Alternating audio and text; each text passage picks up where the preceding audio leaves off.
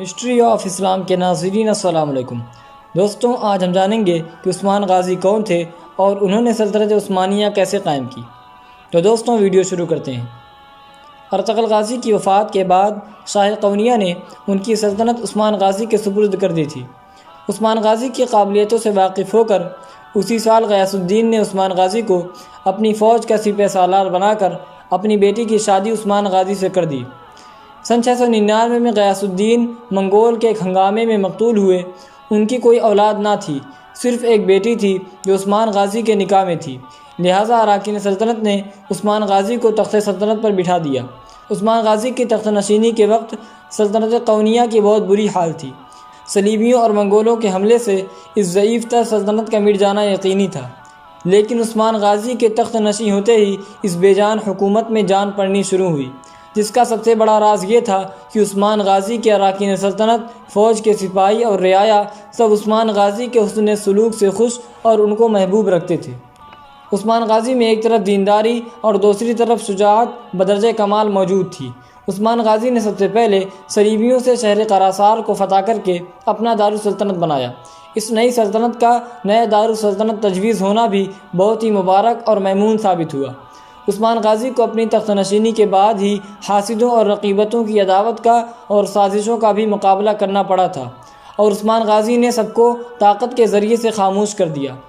تاہم سلجوقیوں کے پرانے خاندان کے افراد عثمان غازی کی حکومت کو رشک و رقابت کی نظر سے دیکھتے تھے۔ اگر عثمان غازی کسی موقع پر بھی اپنی کمزوری یا خوف کا اظہار کرتے تو ان کے رقیب یقیناً ان کے خلاف اٹھ کھڑے ہوتے، لیکن عثمان غازی نے ہر موقع پر اپنے آپ کو بے خوف اور نڈر ثابت کیا۔ چنانچہ جب صلیبیوں نے شروع ہی میں قونیہ پر حملہ آوری کے لیے فوجیں فراہم کیں تو عثمان غازی نے امرائے سلطنت کو جمع کر کے مجلس مشورت منعقد کی۔ اس موقع پر عثمان غازی کے چچا یعنی ارطغرل غازی کے بھائی، جو بہت بوڑھے تھے، موجود تھے۔ انہوں نے اپنی رائے ظاہر کی کہ صلیبیوں کے مقابلے میں ہم کو فوج کشی نہیں کرنی چاہیے، بلکہ جہاں تک ممکن ہو صلح کے ذریعے سے اس جنگ کو ٹال دینا چاہیے۔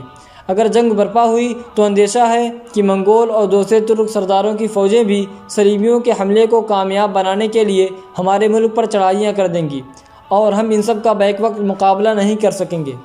عثمان غازی نے اپنے چچا کی زبان سے یہ پست ہمتی پیدا کرنے والا مشورہ سن کر فوراً بلا تأمل اپنی کمان میں تیر جوڑ کر اس بوڑھے چچا کا کام تمام کر دیا۔ اس نظارے کو دیکھ کر کسی کو بھی جرأت نہ ہوئی کہ جنگ اور حملہ آوری کے خلاف رائے ظاہر کرے۔ چنانچہ عثمان غازی نے حملہ کیا اور صلیبیوں کو شکست فاش دے کر قراحصار پر قابض اور متصرف ہو گئے، اور اس کے بعد قونیہ کی جگہ قراحصار کو اپنا دارالسلطنت بنایا۔ اس کے بعد عثمان غازی نے تمام صلیبی علاقوں پر حملے شروع کر دیے اور یکے بعد دیگرے شہر فتح کرتے اور صلیبیوں کو ایشیائے کوچک سے نکالتے گئے۔ صلیبیوں کے بادشاہ قیصر قسطنطنیہ نے جب دیکھا کہ عثمان غازی کا سیلاب بڑھتا ہی چلا آ رہا ہے تو اس نے منگولوں سے خط و کتابت اور پیام و سلام کر کے اس بات کی کوشش شروع کی کہ منگول مشرق کی جانب سے عثمان پر حملہ آور ہوں، تاکہ وہ صلیبیوں کی طرف سے منہ موڑ کر منگولوں کی طرف متوجہ ہوں۔ چنانچہ قیصر کو ایک حد تک اپنی کوشش میں کامیابی بھی حاصل ہوئی۔ منگولوں نے قیصر کے ابھارنے سے عثمان غازی کے ملک پر حملے شروع کر دیے، مگر چونکہ عثمان غازی کو صلیبیوں کے مقابلے میں بہت سی فتوحات حاصل ہوئی تھیں، اس لیے ان کی فوج کا حوصلہ خوب بڑھ گیا تھا، اور فتوحات ہی ایسی چیزیں ہیں جو جنگجو قوموں میں خوشی اور ہمت پیدا کر دیا کرتی ہیں۔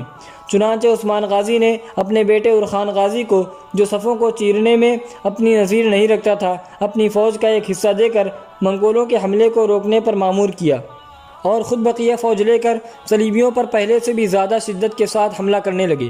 جنگجو اور سپاہی پیشہ قوموں کے لیے جنگ کے ایام عید کی خوشی لے کر آیا کرتے تھے۔